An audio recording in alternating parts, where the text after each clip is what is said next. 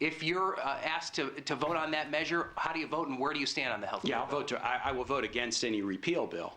I'd be glad to work on efforts to make it better and better, but I'm going to vote against a repeal bill. You know, one of the things in public life that I probably think had the most impact on me, and I've done it a number of times, and Ann and I have done it together, is going to the remote access medical clinic at the Wise County Fairgrounds in Southwest Virginia, where thousands of people come from all the eastern seaboard states to line up sometimes 3 or 4 days in advance in the richest nation in the world and the best nation in the history of the world to go in and try to get simple medical treatment, an eye exam for the first time, a mammogram for the first time.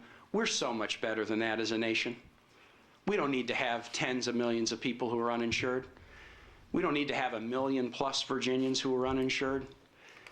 When I was governor, I would meet people every day who part of their salary would be going into taxes that would be buying insurance for me and other state employees, and they didn't have an insurance themselves. And so I do think the Affordable Care Act was a big step forward. Right now, 20+ million Americans who are like my son's age can stay on their family insurance policies who couldn't before. More than 20 million seniors in the United States have received free preventive care under Medicare when they couldn't before.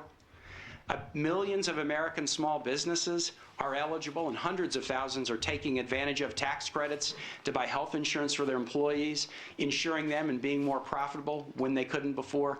And every American is safer against abusive insurance company practices than they were before. I will fight against efforts of George and others. He says we got to repeal it. He wants to take those protections away. I will fight against efforts to take those protections away, just like I'm going to fight against efforts to privatize Social Security, to turn the Medicare program into a Ryan plan that takes benefits away from seniors. Can we improve health care and cost control better? Absolutely, and we need to. But we shouldn't be going into people's homes and businesses and schools and taking away protections that give them the access to basic health care in the best nation on earth.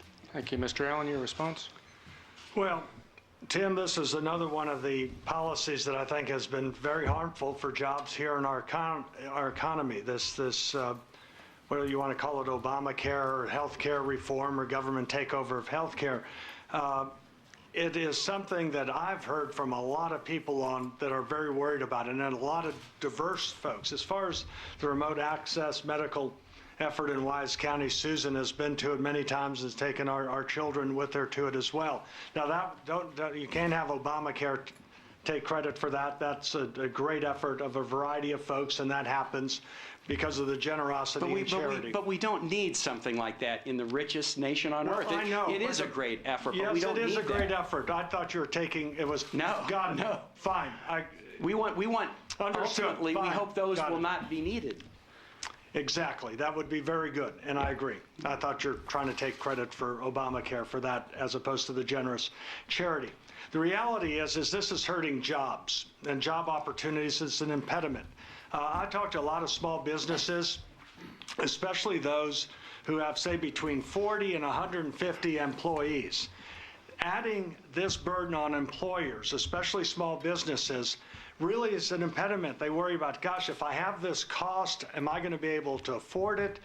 Some are talking about making their full-time employees part-time, which are terrible for whoever that man and woman is, who will then have to find another job to make ends meet.